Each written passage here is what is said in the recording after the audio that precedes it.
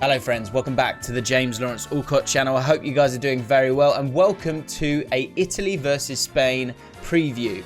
The semi-final of Euro 2020. There'll be another semi-final preview on its way, and if you don't want to miss any of the videos on what is the biggest week of the season as well as the final week of this season, then please do consider subscribing to the channel. And if by the end of this video you have enjoyed it, you feel like you've got something, do please consider hitting the like button as well. I'd love to hit, be amazing to hit 4,000 likes on this video, so please do consider doing that.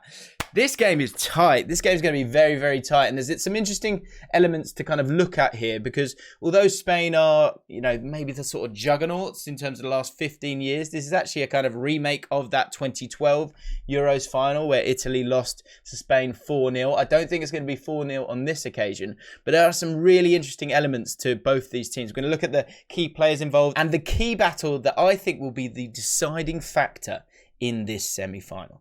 So before Euro 2020, we, of course, did some previews for different teams. We did do Italy and we did do Spain. Both videos, of course, you can go back and watch. And it's interesting to see that what we kind of looked at kind of has come true. I think we all had some really high hopes for Italy. We felt like they were a team that had made a very clear sort of line in the sand with Mancini. He decided on who he wanted and more importantly how he kind of wanted to play and tried to put together a squad that could play that way regardless of a couple of injuries, which we'll get into later. For Spain, it was a case where they've kind of had to make that change a little bit later on, and some big calls have been made by Luis Enrique, but it does feel like both these teams, as we said, are on the same journey and both will have very, very, very good teams down the line, or you would expect even more refined teams. But the difference for me is that this Italy side is 2 years down the line ahead of Spain in terms of their refinement. The sort of sensibility of a lot of the players that play in this team are just perfectly fitted together now.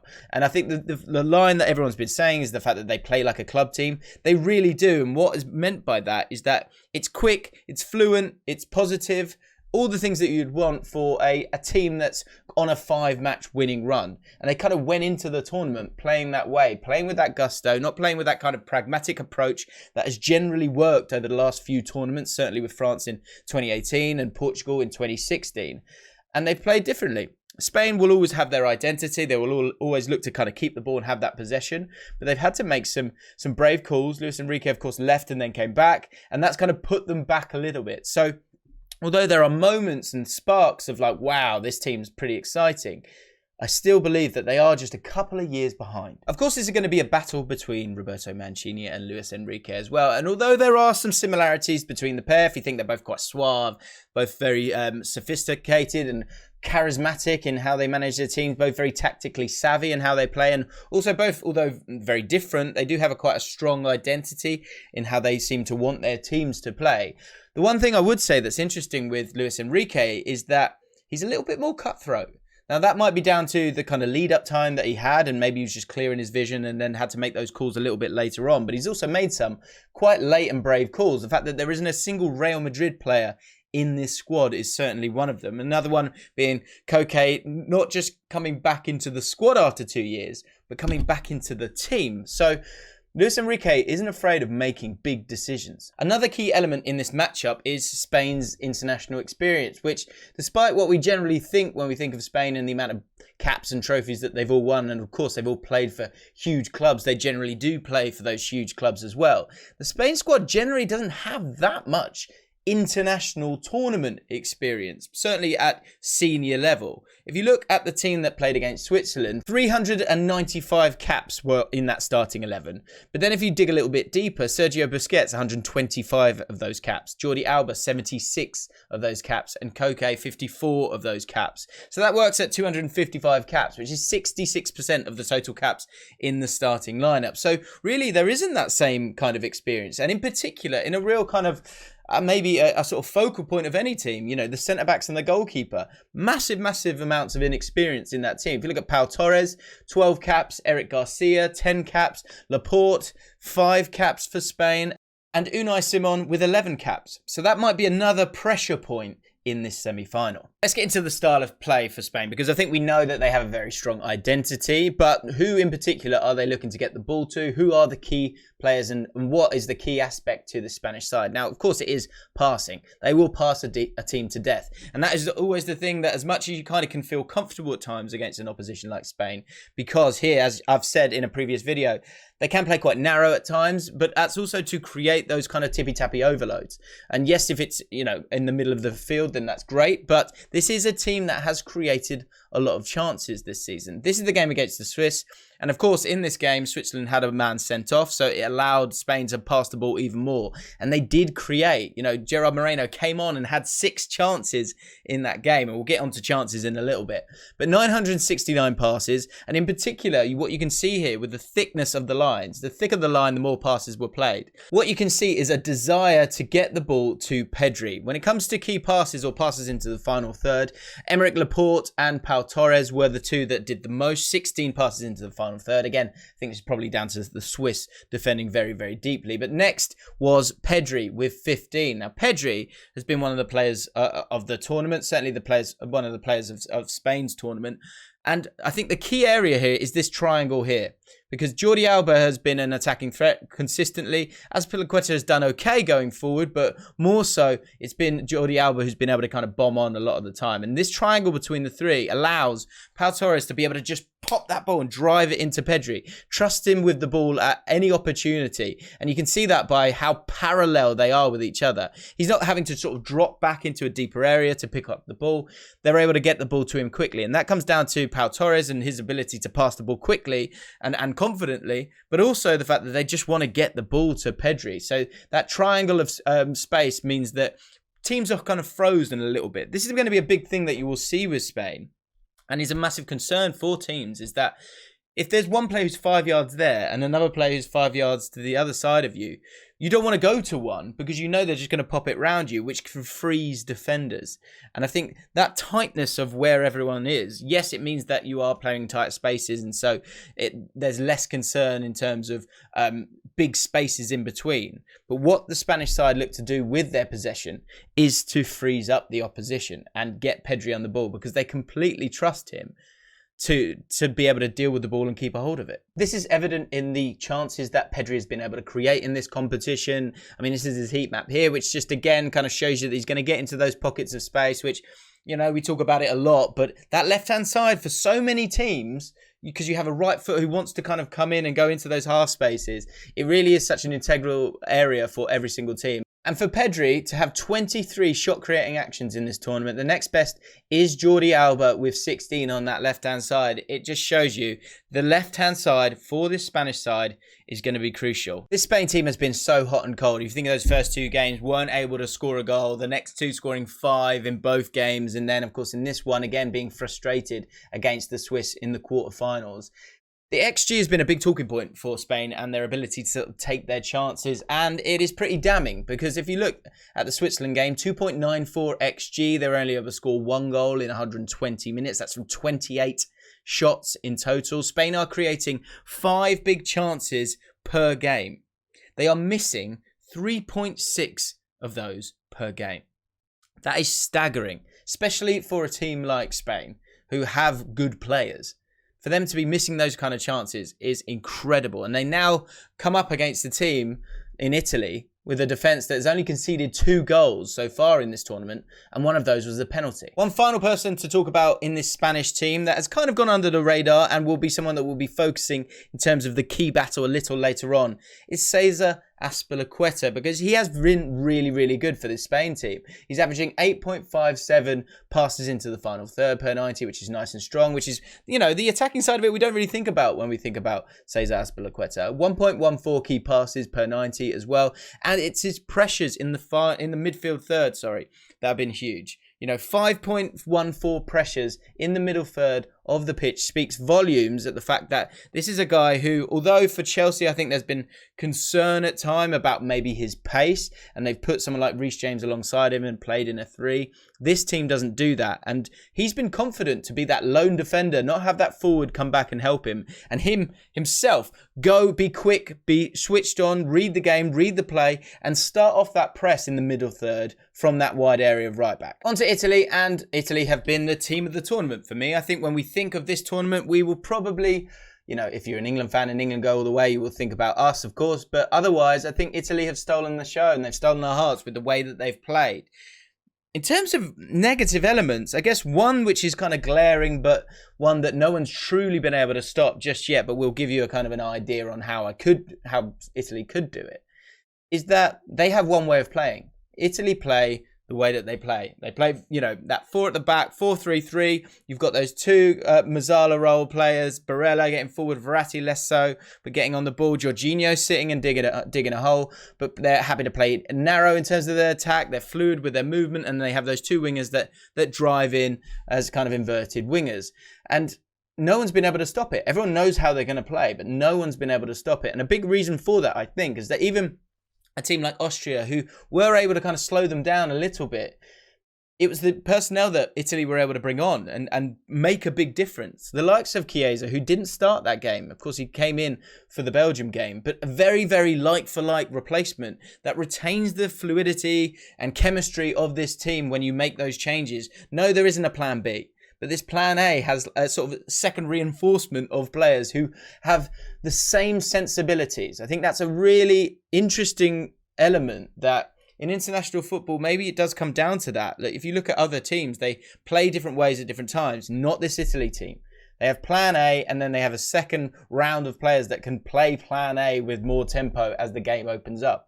And it's worked brilliantly for them. You know, if you think of that Austria game and the goals and where they came from Chiesa, substitute. It came from Pessina, substitute. Players coming on and making a big impact. And as much as this is a team, this really, really is a team that knows their role individually, but is excited to play, has real energy and fire in their belly as well.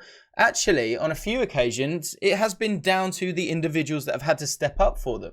Because if you think of, say, that Belgium game, if you look at the average ratings of some of the players there, Chiesa and Immobile both produced 6.4 ratings. And I think overall, we didn't really see that much of them, to be honest, in that cracking first half from Italy.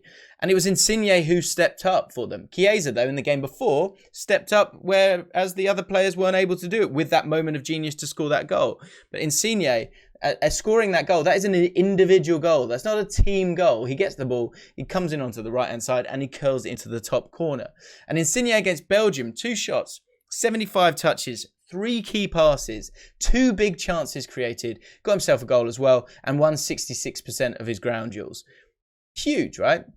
Huge player at a huge moment, big game players. I think the mentality of this Italian squad is far stronger than the Spanish, because I think what they're doing here is they're not playing with fear, they're playing with tempo. And when you play with tempo, you don't really have the time to get concerned about kind of being careful and methodical. They're not going down that route. It's about energy. It's about kind of sort of hybrid players just kind of dovetailing each other in central areas, and then another guy going past. You know, look at Barella kind of just flying past someone, because you haven't got those playmakers in that area of the pitch. It's out wide where they get the ball, and then they move into those narrow spaces and areas. It's very lateral. It's very interesting. It's very, very exciting to watch. Of course, Italy have weaknesses as well. Every single team does have weaknesses, and one that I did want to highlight was the performance of Jeremy Doku.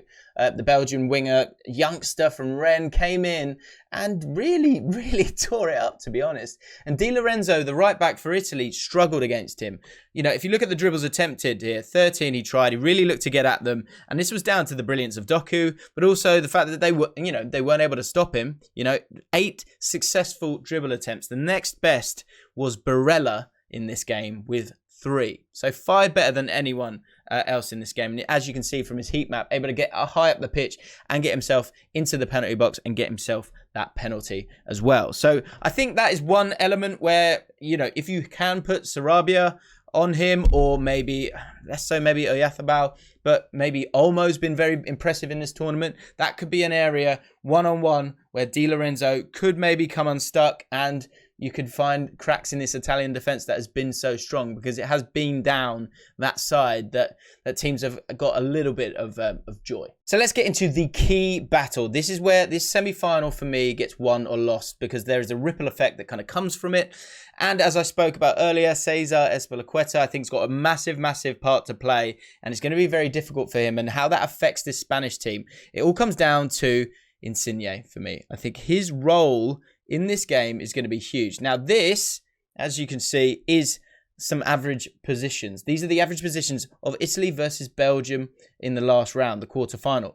And what you can see here, first of all, in terms of how Italy play, this will look weird to people having watched the game, because they will go, oh, hang on a minute, there's players in these areas all the time. That is true.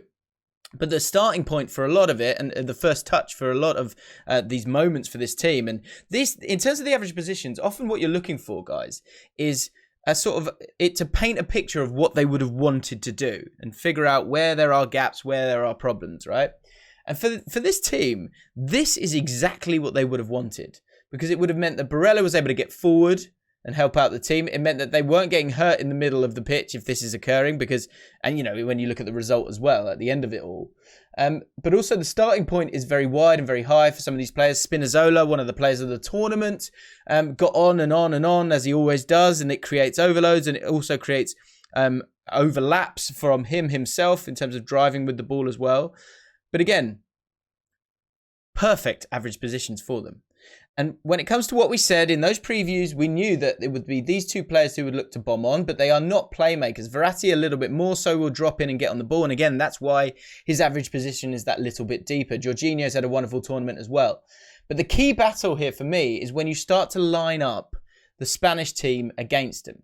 So Unai Simon, of course, will be the goalkeeper. Hey! Alba will be left back. Hey! I'm not going to do it for all of them. Wrong one. Laporte and Torres, and now there's been talk about Garcia coming back into the team because of the mistake that came from Laporte and of Torres, but I don't see that happening in this game. I think I would stick with these two, because I think apart from one moment of brain fartism, I think they're generally very comfortable, and I really like Pau Torres. It might be the other way around in terms of these two centre-backs. Azpilacueta, the right-back. Now, remember we spoke about Azpilacueta and his role in the team. Now, he's willing often to go and press these players. Now, normally, that would be fine if the player was out wide. But with Insigne and his area that he likes to kind of patrol, he plays on the kind of inside of that position. And it's really, really awkward for Cesar Azpilacueta. So the matchup between these two, and the decision in particular of Azpilacueta, who generally likes to press in the midfield third for Spain, or has been directed to, does he do that with Insigne? Because the difference is, now Spinazzola, we know he is injured. So we know he comes out, and we know that Emerson comes in.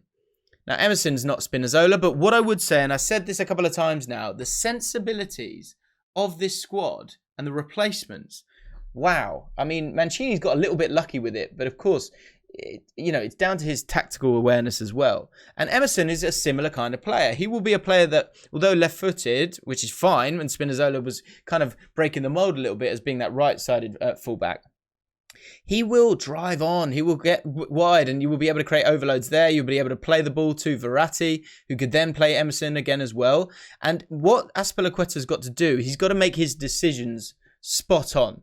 Because there'll be times where he needs to go to him, because if he doesn't, then Insigne is going to be able to drive in and do what he wants.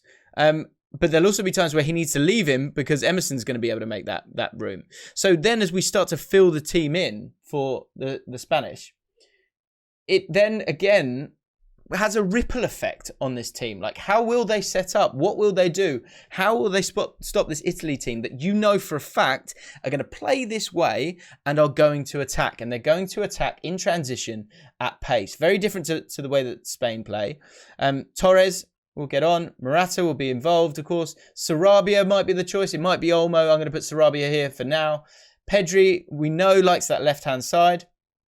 So Koke has a massive, massive game to play here. Now, he's a wonderful midfielder and quite a complete midfielder.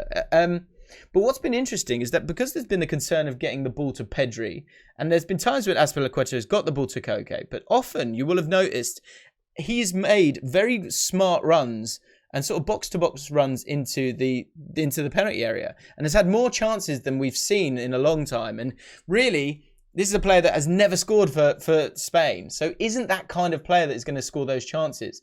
But in a game like this, it'll be interesting to see how the ripple effect affects the game state, right? Because what will happen, I believe, is that he will be a lot more sensible in what he does. Busquets will, look to help out because this midfield area isn't a problem, and Jorginho is not going to get on. He's going to stay here. Pedri needs to follow Barella. But will it be too much? Will there be too much of an overload? Because if it's Koke who's able to kind of stop him and get across, then that might, stop them in their tracks. But what that then means is that he himself is afraid to get forward and to create for Spain themselves. Torres, if he comes in and helps out with tracking runners, which he should do. But again, that's sort of pinning another player back. And then you've not got players forward for the Spain team. Where I think the game is won and lost is Spain in possession. Because I think what will happen is this, for me, goes to extra time. This, for me, could quite easily go to penalties, because I think Spain will be careful in how they defend. They will look to stop them, and then they will look to take a leaf out of the book of Austria in the round of 16, because in the round of 16 they were much better in terms of controlling the game and, importantly, disturbing Italy's rhythm. That's what you need to do if you're the opposition. You need to slow the pace down. I think certainly if you're Spain, you don't have that same kind of, you're not comfortable in that space. You're comfortable owning possession, owning the game. And so in terms of disturbing Italy's rhythm, that's what Austria did really, really well. They deserve immense credit for this, because during the game, Italy played 579 passes and with an 87% success rate of those passes, or passes completed, sorry. And Austria completed an even 500. Now, I don't think people were expecting that. And the reason that Italy only registered 52% possession is, one, due to the pace that they play out, which is fine, which is one thing. But it was the slowing down of Austria. And in particular, the relief that comes in the central areas if you have enough players in there. So what I would expect to see is Koke not being a box-to-box midfielder who gets forward. I think they'll play quite narrow here and look to work their way up the pitch nice and slowly, take the steam out of this Italy team, and have bodies in these central areas to stop the likes of Insigne, to stop the likes of Barella and Chiesa, and even the likes of Alba. Alba might be the player that does get forward, but there will always be a sort of a solid three there. I think it'll be a much more conservative, cagey game than you would expect with how fluent Italy have been, but I think that will be down to Spain. I think Spain are going to stink this game out with constant passing, slowing of the tempo, having bodies in the middle of the pitch to deal with that attacking threat of Italy. And then when they are able to slow the pace down, follow those runners, follow that runner of Emerson. It will be interesting, Emerson, to come in and to play a big part in this game. Can he have the same impact as Spinazzola? I'm not sure he will be able to do that. And that might be another battle. One last battle is that if Emerson does go, does Torres cheat? Does Koke play a very defensive role? You're almost playing with a double pivot here. And I know you're going to get the same with Chiesa on the other side. But do you cheat by playing Torres further up and then making Emerson think twice before he makes those darting runs or those runs without thinking? That's what you've seen with Spinazzola. He just goes. He doesn't care. Will they have the kind of fortitude to stick with that thought process? Because if Torres goes, no, I'm staying here, they will be concerned then about Emerson. Because if Emerson goes and they're able to get the ball in transition and you've got Torres going at Chiellini, that's dangerous. Very, very dangerous. I wonder if that is one exclusive threat that they look to kind of focus on to try and keep Emerson back. Because then once that happens, then maybe you're not as concerned about the overlap. Azpilacueta can start to press a little bit more and get at Insigne, knowing that he wants to come in on this right side, but also knowing that Emerson's not getting forward as much as he has done. This left-hand side and this left-hand side for both teams. I mean, for Pedri, huge for him, but it will be a whole concerted effort for Spain as they move up the pitch. For Italy, this is a really, really interesting area, so keep an eye on it when the game happens. So my prediction for this game, I just wonder if Spain will kind of beat them down a little bit. And the loss of Spinazzola for Italy could really, really hurt them. On the other side, it really is a toss of a coin, because I'm concerned by these centre-backs. There doesn't seem to be a confidence in them at this moment. There's no doubt they're very good players, but with Unai Simon as well, who's also made a ricket in that Croatia game, that's also another massive, massive pressure point. I want to know what you guys think. I'm going to go with Italy. I'm going to go with Spain. I'm going with Spain. I think Spain will stink out the place. I think it'll be heartbreaking for the neutral, because I think we all want Italy to go forward into the final. But I think Spain will win this game. But I think this is going all the way, and maybe even to penalties. Really is a toss of a coin. If you've got a strong feeling on this, let me know in the comments below. If you've enjoyed this video up to now and you're still watching, please do consider hitting the like button, subscribing to the channel, and actually, quite importantly, hit the notification bell as well, because that makes a massive difference. And I think only about 10% of you guys are currently notified when I put a video out. So please do consider doing all those things, and I'll see you in the next one.